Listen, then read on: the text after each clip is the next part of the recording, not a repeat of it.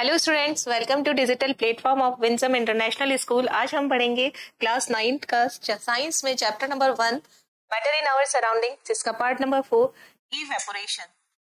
क्या होता है इवेपोरेशन? इसके अंदर आज का हमारा कंटेंट रहेगा। इसके डेफिनेशन क्या है, डिफरेंस क्या होता है इवेपोरेशन में और बॉइलिंग में, कौन कौन से फैक्टर्स ऐसे हैं जिन पर इवेपोरेशन पर जिनका इफेक्ट पड़ता है, और एप्लीकेशन क्या है इवेपोरेशन की, उसे पढ़ने वाले हैं। फर्स्ट ऑफ ऑल, इवेपोरेशन क्या होता है? इवेपोरेशन का मीनिंग है कि सरफेस के जो मॉलिक्यूल्स होते हैं वो वेपोराइज हो जाए। कोई लिक्विड है, उसके सरफेस पर जो मॉलिक्यूल्स हैं वो वेपोराइज हो जाए, तो ये जो प्रोसेस होता है इसे हम इवेपोरेशन कहते हैं। The phenomena of change of liquid into vapour. Liquid किस में कन्वर्ट हो रहा है? वेपर में। लिक्विड वेपर में कन्वर्ट हो रहा है एट एनी टेम्परेचर। बोले जब आप वेपोराइजेशन करते हैं तब आपके पास बॉइलिंग पॉइंट होता है, तो जिस बॉइलिंग पॉइंट पर वेपोराइजेशन तो होता ही है लेकिन साथ में कंडेंसेशन भी होता है, इक्विलिब्रियम में होता है, और 1 atm वेपर प्रेशर इक्वल हो जाता है। वेपर प्रेशर जो होता है वो 1 atm पर के इक्वल हो जाता है, तो उसे हम बॉइलिंग बोलते हैं। बॉइलिंग का मतलब होता है उबल रहा है। अभी हम डिफरेंस देखेंगे इवेपोरेशन में और बॉइलिंग में। देखिए, इवेपोरेशन सिर्फ सरफेस के मॉलिक्यूल्स जो है, ये सरफेस के मॉलिक्यूल्स ये बाहर आएंगे, है ना, ये बाहर की तरफ आ रहे हैं। अंदर वाले जो मॉलिक्यूल्स हैं वो बाहर की तरफ नहीं आएंगे, अंदर वाले अंदर ही रहेंगे। सिर्फ जो सरफेस के मॉलिक्यूल्स हैं वो वेपोराइज हो जाए, और किसी भी टेम्परेचर पर। जैसे फर्श पर पानी गिराया, वो फर्श का पानी थोड़ी देर में सूख जाएगा। अगर टेम्परेचर उसका बहुत हाई कर दिया जाए, विंड की स्पीड तेज कर दी जाए, तो वो उसे हम बोलते हैं इवेपोरेशन। यानी लिक्विड किस में कन्वर्ट हो गया? वेपर में at any temperature below it's boiling point. Water boil नहीं होता है, तो उसे हम बोलते हैं evaporation. Water changes into water vapour below 100 degree centigrade. Boiling point से कम होना चाहिए। लिक्विड किस में कन्वर्ट हो जाए? वेपर में, कोई भी टेम्परेचर हो पर बिलो बॉइलिंग पॉइंट होना चाहिए। एग्जाम्पल देखिए, वेट क्लोथ्स होते हैं वो ड्राई हो जाते हैं due to evaporation of water present in them. आपने गीले कपड़े सुखाए, धूप तेज है, या कुछ देर बाद में वो सूख जाते हैं, तो वो क्यों हो जाता है? Due to evaporation. टेम्परेचर ज्यादा होगा तो जल्दी सूख जाएंगे, टेम्परेचर कम होगा तो देर से सूखेंगे। विंड की स्पीड अगर तेज होगी और टेम्परेचर भी तेज होगा तो फटाफट सूखेंगे। ड्राई सीजन होगा तो जल्दी सूख जाएंगे, ह्यूमिडिटी होगी तो देर से सूखेंगे। कुल मिलाकर के वाटर जो वेट क्लोथ्स का है वो वेपोराइज हो जाता है, इसे ही बोलते हैं evaporation. Common salt is recovered from sea water by the process of evaporisation. Evaporisation बोलिए, इवेपोरेशन बोलिए, सेम थिंग है। कि कॉमन समुद्र का पानी है, उसमें से वाटर को इवेपोरेट कर दिया तो पीछे क्या बचा? नमक। तो ये कॉमन सॉल्ट बोलते हैं उसे। कॉमन सॉल्ट को सी वाटर से कैसे सेपरेट किया जाता? बॉइल करके नहीं किया जाता, डायरेक्ट खुले में बिलो बॉइलिंग पॉइंट वाटर जो होता है वो धीरे धीरे इवेपोरेट होता रहता है, और सॉल्ट जो होता है वो वहीं पर डिपॉजिट हो जाता है। वो सॉल्ट क्या होगा? Common salt. ये एग्जांपल है किसके? इवेपोरेशन के। और भी कई एग्जांपल हम यहाँ पढ़ेंगे। इवेपोरेशन के प्रोसेस में क्या होता है? ये सरफेस के मॉलिक्यूल ही पार्टिसिपेट करते हैं। जो अंदर है इन पर इक्वल फोर्सेस लगता है, इनके पास में एनर्जी क्या होती है? कम, इसलिए ये रिमेन्स एज ए लिक्विड की तरह ही रहेंगे। जो यहाँ होते हैं इनके पास में मीडियम एनर्जी होती है, यानी पुल्ड बैक इनटू वाटर। आप देखिए कुछ जो है ये वापस अंदर की तरफ खींच रहे हैं, तो क्योंकि इसके पास में मीडियम एनर्जी, और जिनके पास एनर्जी हाई है वो ऊपर की तरफ जा रहे हैं। हाई एनर्जी वाले क्या होते हैं? इवेपोरेटिंग। यानी एक ही लिक्विड में इन मॉलिक्यूल्स के पास 3 तरीके की एनर्जी होती है। जो अंदर की तरफ होते हैं इनकी एनर्जी क्या होगी? लो। ये क्या होंगे? लो एनर्जी के। और जो सरफेस पर होते हैं ये मीडियम एनर्जी के, इनके पास मीडियम एनर्जी होती है। अगर एनर्जी नीचे वालों की ज्यादा है तो इसको नीचे खींच लेंगे, अगर ऊपर वालों की ज्यादा है तो ये ऊपर खींच लेंगे। तो ये इनके पास क्या होता है? हाई एनर्जी मॉलिक्यूल्स होते हैं। तो जिनके पास हाई एनर्जी होगी सरफेस वालों के पास, वो इवेपोरेट हो जाएंगे, वाटर से वाटर वेपर बना लेते हैं। नाउ यही प्रोसेस है इवेपोराइजेशन का। Particles of matter always moving and never at rest. कोई भी लिक्विड है, गैस है, उसमें पार्टिकल कभी रेस्ट स्टेज में नहीं रहता, हमेशा मूव करता रहता है। At a given temperature in any gas, liquid और solid, there are particles with different kinetic energy. K means kinetic energy, और काइनेटिक एनर्जी किस में होता है? जो चलता है। और कोई भी टेम्परेचर हो, उस पे गैस है, लिक्विड है, सॉलिड है, इसके मॉलिक्यूल, सॉलिड के मॉलिक्यूल्स हमें मूव करते हुए दिखाई नहीं देते, इनमें वाइब्रेशन या रोटेशंस होते रहते हैं, और वो क्या हो जाती है, इनमें डिफरेंट टाइप की काइनेटिक एनर्जीज हो जाती है, और हर मॉलिक्यूल के पास में अपनी थोड़ी बहुत एनर्जी, काइनेटिक एनर्जी होती है। लिक्विड की बात करेंगे, इवेपोरेशन में यहाँ पे हम सिर्फ लिक्विड की बात कर रहे हैं। लिक्विड जो होता है उसमें बहुत सारे मॉलिक्यूल्स से मिलकर के बना हुआ है। जब ये बहुत सारे मॉलिक्यूल से मिलकर बना होगा तो इसके पास में डिफरेंट लेवल के काइनेटिक एनर्जीज भी होंगी इनके पास, इनके मॉलिक्यूल्स के पास में। और जब ये डिफरेंट लेवल की इनके पास एनर्जी होंगी तो जो सरफेस के मॉलिक्यूल्स जिनके पास में ज्यादा काइनेटिक एनर्जी है दूसरों से, वो क्या हो जाएंगे? इवेपोरेट। और this energy more than the force of attraction binding energy, इसलिए वाटर जो होता है वो कन्वर्टेड इनटू वाटर वेपर और कॉजेज इवेपोरेशन। ये इवेपोरेशन का प्रोसेस है। लिक्विड के जो वाटर है उनके पास बहुत सारे मॉलिक्यूल्स के पास काइनेटिक एनर्जी डिफरेंट टाइप की, जिनकी काइनेटिक एनर्जी ज्यादा है वो ज्यादा तेजी से मूव करेंगे, अट्रैक्शन फोर्स कम पड़ जाएगा, वाटर जो होगा वो वाटर वेपर में कन्वर्ट हो जाएगा। It is causes of evaporation. अब इवेपोरेशन और बॉइलिंग में फर्क क्या है? अब यह देखिए, ये सरफेस है, और जब भी आप इवेपोरेशन करते हैं तो ये जो सरफेस के मॉलिक्यूल्स है वही उड़ के, देखो ये मॉलिक्यूल वेपर में कन्वर्ट हो गया। ये कौन सा लिक्विड स्टेट था और ये कौन सा है? गैस स्टेट है या वेपर स्टेट है। ये किस में? लिक्विड से किस में कन्वर्ट हो गया? वेपर में। ओनली सरफेस के, है ना, अंदर में कोई चेंज नहीं हुआ, इसलिए सिर्फ सरफेस के मॉलिक्यूल ही किस में कन्वर्ट हो रहे? वेपर में कन्वर्ट हो रहे। तो कौन सा फिनोमिना हो गया? Surface phenomena. बॉइलिंग में क्या हुआ कि ये बबल्स भी अंदर भी बनने लग गए। बबल्स अंदर बन रहे हैं, इट मींस अंदर क्या हो रहा है? अंदर वाला लिक्विड भी किस में कन्वर्ट हो रहा है? गैस में। सरफेस वाला लिक्विड भी किस में कन्वर्ट हो रहा है? गैस में कन्वर्ट हो रहा है। तो पूरा बल्क फिनोमिना हो गया। ये सरफेस के साथ साथ बल्क में भी होता है, इंटीरियर में भी है। तो ये कैसा फिनोमिना हो गया? Bulk phenomena. और इस पर क्या हुआ? इससे जो प्रेशर डेवलप होगा, सरफेस पर जो प्रेशर डेवलप होगा, वेपर प्रेशर, वो किसके इक्वल होता है? 1 atm के। 1 atm क्या है? Atmospheric pressure. और इस समय जो टेम्परेचर होगा उसको आप क्या बोल देंगे? बॉइलिंग पॉइंट, है ना। तो vapour pressure equal to atmospheric pressure, और bubbles can form and rise. Bubbles बन रहे हैं इसमें, तो bubbles can form and rise. तो पूरा बल्क फिनोमेना। यहाँ पे वेपर प्रेशर कम होता है, एटमॉस्फेरिक प्रेशर ज्यादा होता है ना, तो बबल्स बन ही नहीं पाते अंदर। तो ये ओनली सरफेस फिनोमेना हो गया। तो क्या डिफरेंस है देख लें। Evaporation it is surface phenomena and boiling it is bulk phenomena. Evaporation her temperature पर हो जाता है below boiling point. BP means boiling point. BP का मीनिंग होता है बॉइलिंग पॉइंट, जबकि बॉइलिंग जो होता है वो सिर्फ बॉइलिंग पॉइंट पर ही होता है। It leaves cooling effect, it increase the temperature. Okay, now next, ये तो था हमारा इवेपोरेशन एंड बॉइलिंग में क्या difference. Now factors affecting evaporation. ऐसे कौन कौन से फैक्टर्स हैं जिनका इवेपोरेशन पर इफेक्ट पड़ता है? First temperature, second surface area, third humidity, fourth wind speed and fifth nature of liquid. One by one हम इसे डिस्कस करने वाले हैं। फर्स्ट देखिए temperature. The rate of evaporation increases with temperature. आपने देखा होगा कि लिक्विड जो होगा अगर समर के अंदर जल्दी इवेपोरेट होता है और विंटर में देर से।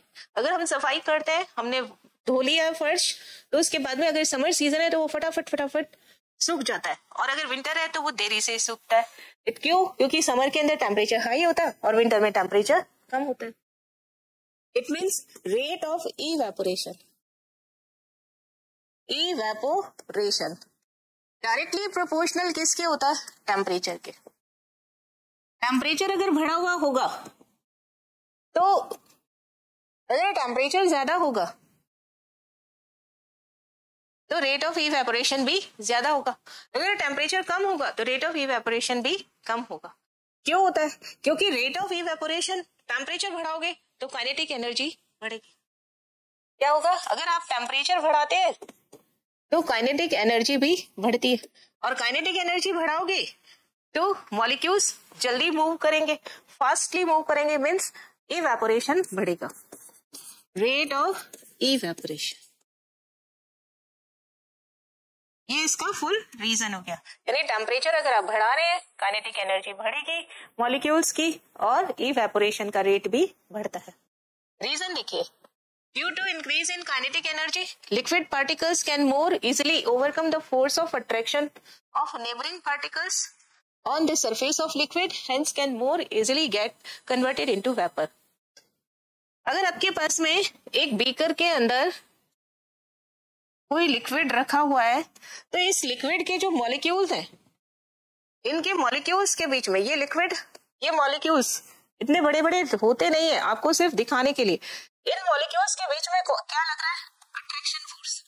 ये क्या हो रहा है? Attraction force. और जब टेम्परेचर आप इंक्रीज करते हो तो ये मॉलिक्यूल्स इधर उधर मूव करते हैं, तो फोर्स ऑफ अट्रैक्शन जो होता है वो कम हो जाता है, और काइनेटिक एनर्जी जो होती है वो बढ़ जाएगी। जब काइनेटिक एनर्जी बढ़ जाएगी तो वो और तेजी से मूव करेंगे, और जब तेजी से मूव करेंगे तो इवेपोरेशन जो होगा वो ज्यादा हो जाएगा। ये कब होगा? On increasing temperature. मतलब आप टेम्परेचर बढ़ाओगे तो अट्रैक्शन फोर्स कम हो जाएगा, काइनेटिक एनर्जी बढ़ जाएगी, जिससे कि रेट ऑफ इवेपोरेशन इंक्रीज हो जाता है। यही एग्जांपल देखिए, evaporation of liquid occurs at faster rate in summer than in winter. तो टेम्परेचर का क्या इफेक्ट हुआ? टेम्परेचर बढ़ाने पर इवेपोरेशन बढ़ता है। Now surface area of liquid. Surface area देखिए, अगर मैं यहाँ पर एक टम्बलर लूं या एक बहुत टेस्ट ट्यूब ले, ये टेस्ट ट्यूब है, यानी एक पतली सी नली है, और यहाँ पर मैंने एक बड़ा बीकर ले लिया, और इसमें भी मैंने क्या डाला? 10 ml वाटर डाल दिया। 10 ml वाटर, वाटर का फॉर्मूला होता है H2O। यहाँ पे भी मैंने क्या डाल दिया? 10 ml वाटर। अब देखिए, इसका सरफेस एरिया कितना है? इतना सा, ये सरफेस एरिया, छोटा सा सरफेस एरिया, और यहाँ पर सरफेस एरिया कितना है? इतना बड़ा। और हमें क्या मालूम है कि सरफेस के मॉलिक्यूल्स ही इवेपोरेट होते हैं इवेपोराइजेशन में, तो यहाँ पर, यहाँ से मॉलिक्यूल्स का इवेपोरेशन क्या होगा? जल्दी होगा, मॉलिक्यूल्स जल्दी जल्दी इवेपोरेट होंगे, क्योंकि सरफेस एरिया बहुत ज्यादा है, और यहाँ पे क्या थोड़ा सा ही है, छोटा सा है सरफेस एरिया। यानी सरफेस एरिया जितना ज्यादा होगा, रेट ऑफ इवेपोरेशन भी उतना ही ज्यादा होगा। यही चीज लिखी है, पढ़ते हैं। Greater the surface area, more is the rate of evaporation. This is because particles on the surface of liquid gate converted into foam. ज्यादा पार्टिकल्स कन्वर्ट हो रहे, क्योंकि सरफेस एरिया पर जितने ज्यादा पार्टिकल्स होंगे उतना ही इवेपोरेशन फास्ट होगा। Means surface area of liquid directly proportional to rate of evaporation.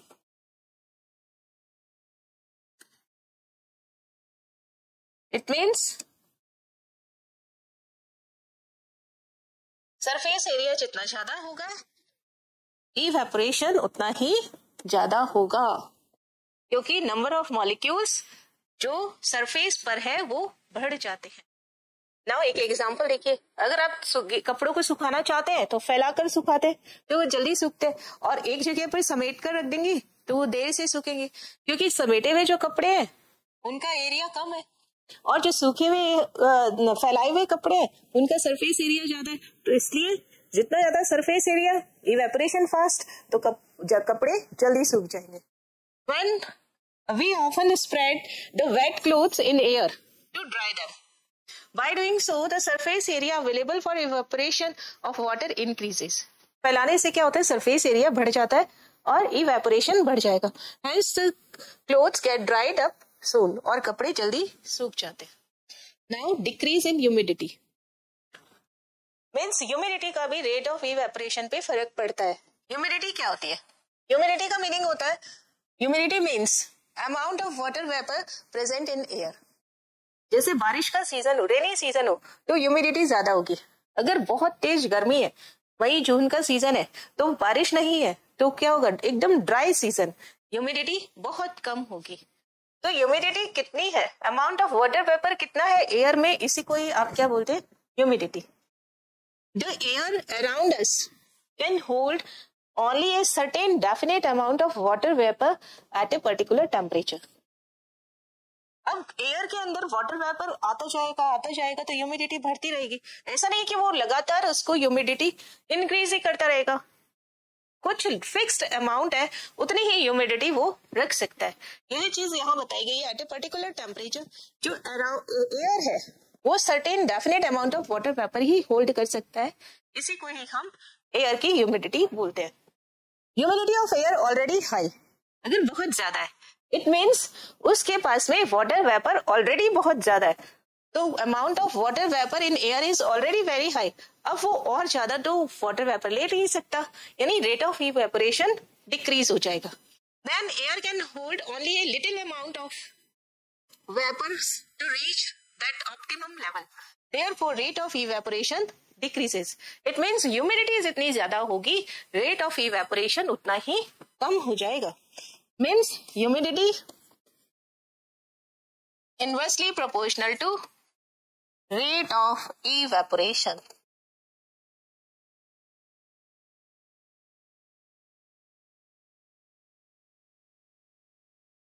एक example, we sweat a lot in hot। जब गर्मी में हमें बहुत ज्यादा पसीना आ जाए, or and humid weather than in dry weather, because air already has a high amount of water vapor in humid and hot weather. Therefore, sweat, liquid that comes out of our skin, does not evaporate and remains sticking to our body। अब जैसे इस बार की गर्मी का season था, तो यहाँ पर ह्यूमिडिटी बहुत ज्यादा थी, कूलर से काम ही नहीं चल रहा था, कूलर से और ज्यादा हमें घबराहट हो रही थी क्योंकि चिपचिपापन था। हमें किसकी जरूरत पड़ी, एसी की। ह्यूमिडिटी ज्यादा होने से हमारी बॉडी पे जो पसीना आ रहा है वो इवेपोरेट नहीं हो पाता, और इवेपोरेट नहीं होगा तो चिपचिपा लगेगा, स्टिकी लगेगा और हमें घबराहट होगी।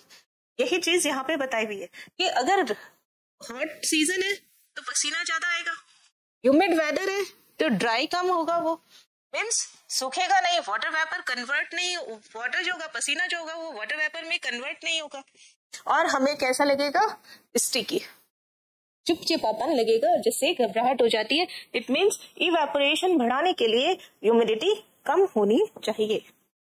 Now increase in speed of wind. सभी जने जानते हैं कि अगर विंड की स्पीड बहुत तेज होगी तो कपड़े जल्दी सूख जाते हैं, यानी इवेपोरेशन फास्ट हो जाता है। आपने अगर क्लीन किया है, घर धोया है, सफाई की है, तो वो पोछा जल्दी सूख जाएगा, उसका पानी जल्दी सूख जाएगा, क्योंकि विंड की स्पीड तेज है। या सफाई करने के लिए एक बार गीला हो गया तो हम फैन ऑन कर देते हैं, क्योंकि विंड की स्पीड बढ़ा देने से रेट ऑफ इवेपोरेशन फास्ट हो जाएगा और फर्श जल्दी सूख जाता है। The rate of evaporation increases with increase in wind speed. This is because due to increase in wind energy, the liquid particles move away with the wind and thus decreasing water vapor in the surrounding.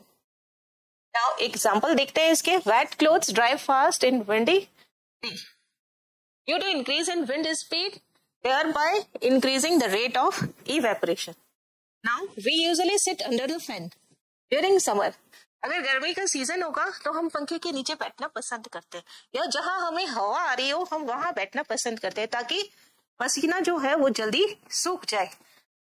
Because fan increase the wind speed around us, thereby increasing the rate of evaporation and we feel more comfortable। और evaporation से हमें cooling भी महसूस होता है, ठंडा भी लगता है हमें। इसका मतलब है कि rate of evaporation wind speed जो होगा उसके प्रोपोर्शनल होता है। रेट ऑफ इवेपोरेशन, अगर विंड स्पीड ज्यादा होगी तो रेट ऑफ इवेपोरेशन भी ज्यादा होगा। Now nature of liquid. अब देखिए, एक पर सेम अमाउंट का वाटर और सेम अमाउंट का अल्कोहल अगर फर्श पे फैल जाए या पेट्रोल फैल जाए तो पहले कौन इवेपोरेट होगा? पेट्रोल। और वाटर जो होगा वो धीरे। अगर उसी अमाउंट का अगर शहद या हनी फैल जाए तो वो और भी ज्यादा धीरे इवेपोरेट होगा, इवन बहुत स्लो। तो यानी रेट ऑफ इवेपोरेशन किसकी सबसे ज्यादा हुई? पेट्रोल की। फिर किसका हुआ? वाटर का। देन किसका हुआ? हनी का। हनी बहुत ही कम इवेपोरेट होगा, उसे आपको कपड़े से साफ ही करना पड़ेगा, इवेपोरेशन उसमें नहीं के बराबर होता है। ऐसा क्यों? जो चीज जल्दी बॉईल हो जाती है, जिसका बॉइलिंग पॉइंट कम होता है, वो जल्दी इवेपोरेट भी होती है। आपने हनी को बॉईल नहीं किया होगा कभी, लेकिन पेट्रोल जल्दी आग पकड़ लेता है, बॉइलिंग पॉइंट जल्दी है। वाटर का बॉईल करते हुए आपने देखा होगा, तो पेट्रोल सबसे जल्दी इवेपोरेट हो गया क्योंकि बॉइलिंग पॉइंट बहुत कम है। देन वाटर, इसका बॉइलिंग पॉइंट पेट्रोल से ज्यादा है लेकिन शहद से कम है, इसलिए उसके बाद में इवेपोरेट हुआ और शहद बहुत ही कम इवेपोरेट होता है। Now nature of liquid. The rate of evaporation depends upon the nature of liquid. Lesser the boiling point, more is the tendency of liquid to evaporate or to change into water vapor. या मैं यूं कहूं कि जिन liquids के बीच में intermolecular force strong होता है, वो धीरे धीरे बॉयल होते हैं और उनका रेट ऑफ इवेपोरेशन कम होता है। क्या लिख रहे हैं? बॉइलिंग पॉइंट जितना कम होगा उतना ही रेट ऑफ इवेपोरेशन ज्यादा होगा।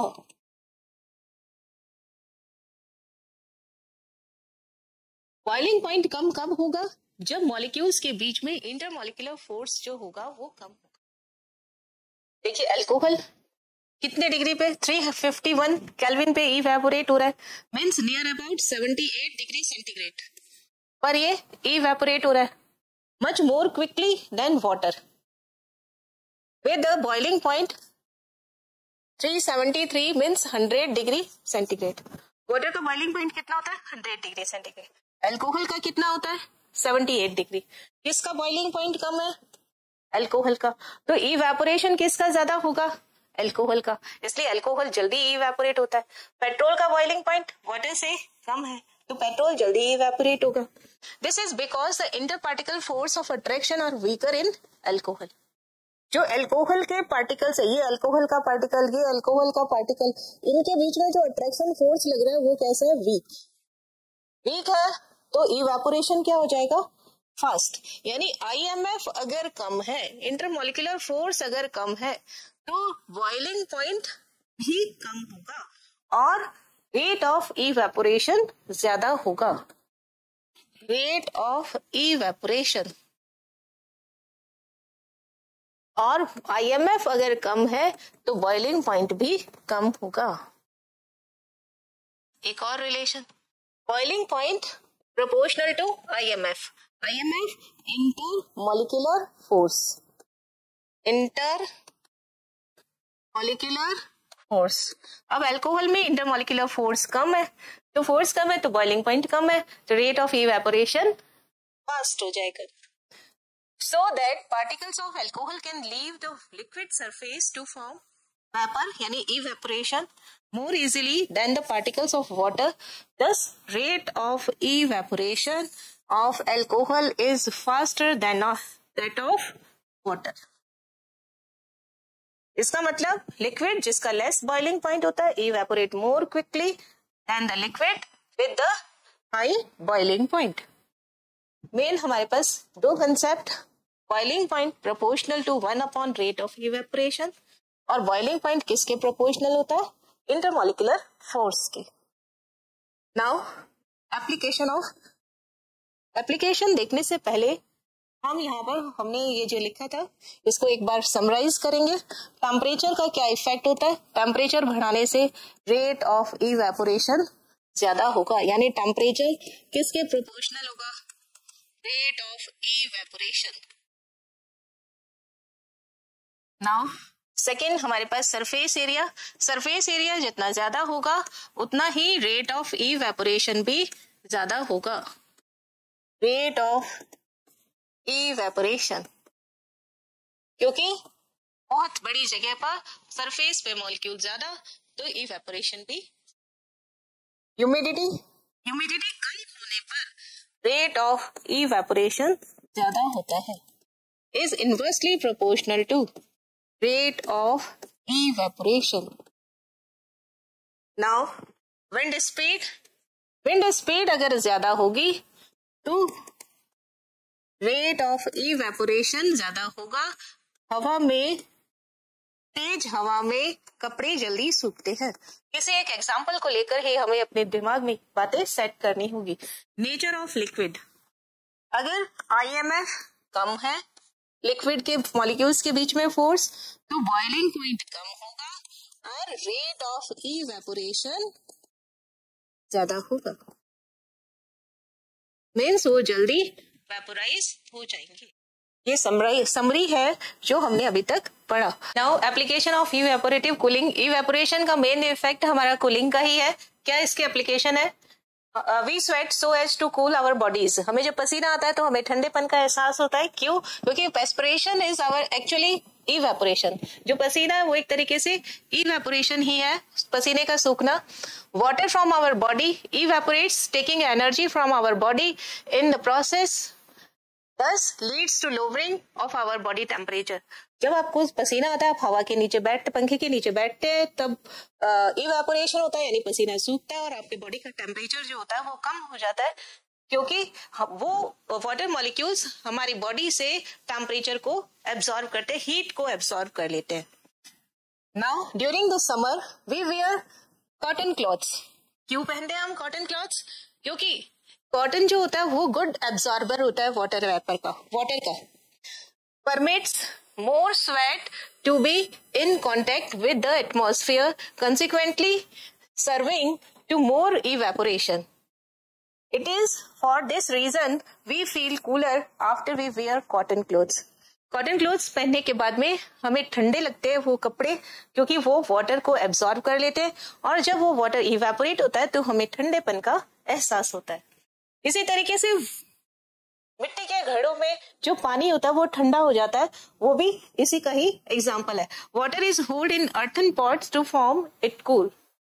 The pores of earthen pot, just like the pores of cotton clothes, provided a larger surface area for more evaporation। मिट्टी का जो घड़ा है उसमें बहुत छोटे छोटे पोर्स हैं, उन पोर्स से वाटर इवेपोरेट होता है, और वाटर जब भी इवेपोरेट होगा तब कूलिंग का एहसास होगा। यानी ये सब जो इवेपोरेशन है उसका मेन इफेक्ट क्या पड़ रहा है? कूलिंग का। नाउ नेक्स्ट देखिए, air cooler more effective on hot. जितने भी कूलर्स है वो कौन से एरिया के अंदर ज्यादा काम करते हैं? डेजर्ट एरिया में। क्यों? क्योंकि वहां पे ह्यूमिडिटी कम होती है, और ह्यूमिडिटी कम होने से और हॉट एरिया में इवेपोरेशन का रेट फास्ट हो जाएगा, जिससे कि हमें ठंडेपन का एहसास होता है। In air cooler more effective on hot and dry. गर्म भी होना चाहिए और डेजर्ट में ड्राई डेज भी होने चाहिए। The basic principle behind the working of an air cooler is evaporative cooling. Evaporation से जो कूलिंग इफेक्ट होता है यही इसका मेन प्रिंसिपल है। As on hot dry days the temperature is very high and humidness is very low। Desert में क्या होता है? अगर आप डेजर्ट की बात करें तो डेजर्ट में टेम्परेचर क्या होगा? हाई होगा, और ह्यूमिडिटी क्या होगी? कम। और ह्यूमिडिटी कूलिंग इफेक्ट, इवेपोरेशन क्या होगा? फास्ट। रेट ऑफ इवेपोरेशन क्या होगा? इसलिए हमें कूलिंग इफेक्ट भी क्या होगा?